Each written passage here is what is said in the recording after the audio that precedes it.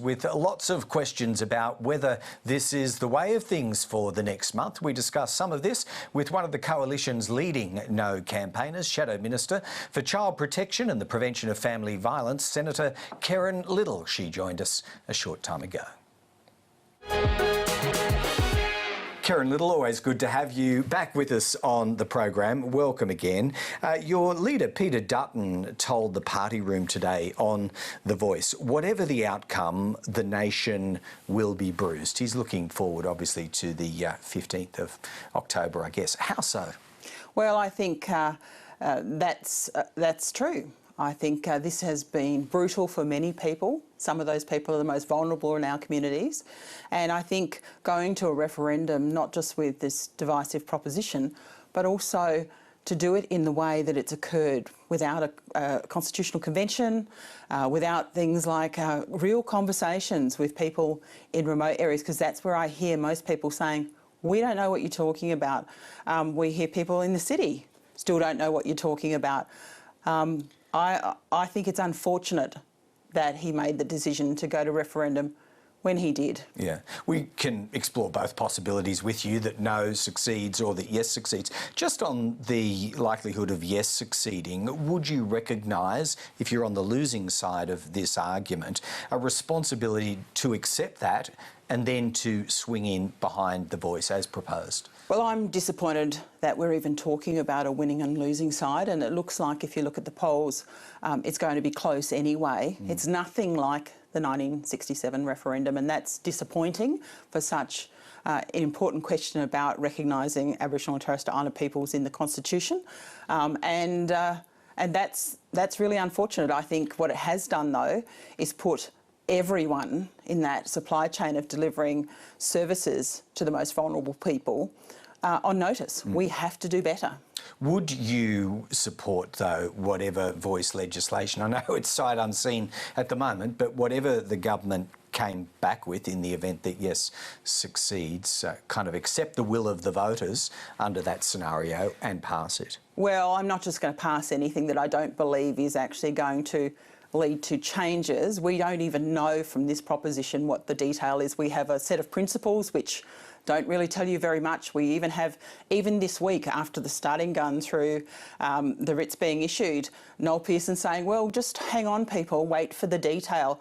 I will never agree to a legislation that I haven't seen or to the detail, which is one of the many reasons why I can't agree to this proposition. All right, and just to be fair, Karen, to explore the possibility that no succeeds, would you enthusiastically fall in behind your own leader's idea, I suppose that's all it is at the moment, to hold a second referendum at an unspecified time in the future, in the event that he became Prime Minister, of course, on recognition? Well, this is where the proposition first came from. It was about recognising Aboriginal and Torres Strait Islander people in the Constitution, just not through this mechanism called Voice. Now, I've always believed in recognising Aboriginal and Torres Strait Islander peoples in the Constitution. I think it's a statement of fact. It's an omission from our Constitution. What I can't agree to, regardless, is this idea of a voice. Yeah, so how urgently would you be arguing, you know, within the Liberal Party, where you have a loud voice yourself, Karen Little, how urgently would you be arguing to Prime Minister Dutton that we need to put this to the people? Well, I think if the Prime Minister was listening to the vibe that's out there, people do support constitutional recognition, but they don't support this idea about voice. And so why wouldn't I support recognition of Aboriginal and Torres Strait Islander peoples? Why wouldn't I support, as I always have, improving outcomes for Aboriginal and Torres Strait Islander people? All of those things are important to myself, and all of those things are important to Peter Dutton. Yeah. And that's what I would get to work doing. But that said, this idea that it's doomsday, right, after if it's a no vote, doesn't change the commitment of me or my colleagues to actually do better.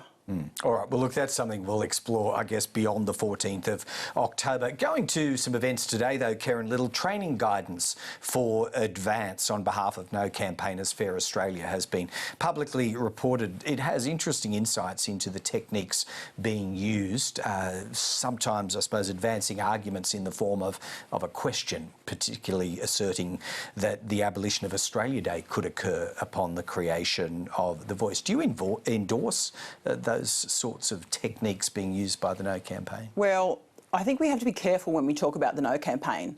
I am no to this form of constitutional recognition or it being in the Constitution. That doesn't necessarily make us all the No campaign, all the same.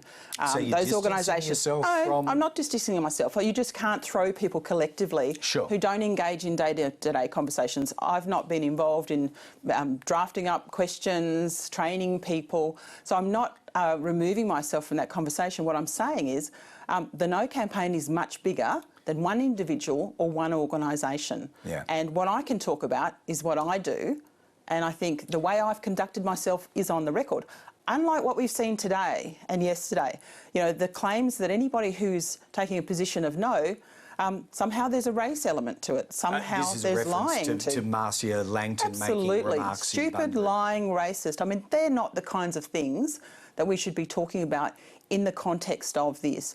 I've had the privilege of sitting in those committees and listening to the evidence, listening to the detail. And I don't appreciate, and I don't think anybody who's concerned about not knowing enough and is interested enough to ask questions should have anywhere near that kind of language used to describe their questions. Well, as you say, Karen, you have conducted yourself, by your own standards throughout this. So as you look at that, criticising Marcia Langton on one side, distancing yourself to some degree from Advance or Fair Australia on the other, do you issue a call for all sides to lift their game with 5 weeks to go? Well, we've seen some real nonsense from those people who would claim, but not just claim to be on the yes side, but actually participating in the processes that have been established to support the working group that informs this. Yeah. We've heard some pretty ordinary stuff from them around things such as, reconciliation will end. Well, that's just a nonsense. Reconciliation belongs to all Australians. It won't end the day after. That's even been confirmed by Reconciliation Australia. We've even had the Prime Minister coming out and saying, it's not racist if you vote no. I've heard that twice from him. And yet we still have this nonsense that points to people that says, well, if you don't agree with us, then you must be completely against any of the foundational principles that underpin improving the lives of Aboriginal and Torres Strait Island peoples, and that's just simply not true. Yeah, I guess that takes us back to our opening question about what sort of bruising will be left on the nation when all of this is done and run, but that's something we can continue to talk about. Karen Little, thanks so much for joining us today. Thank you.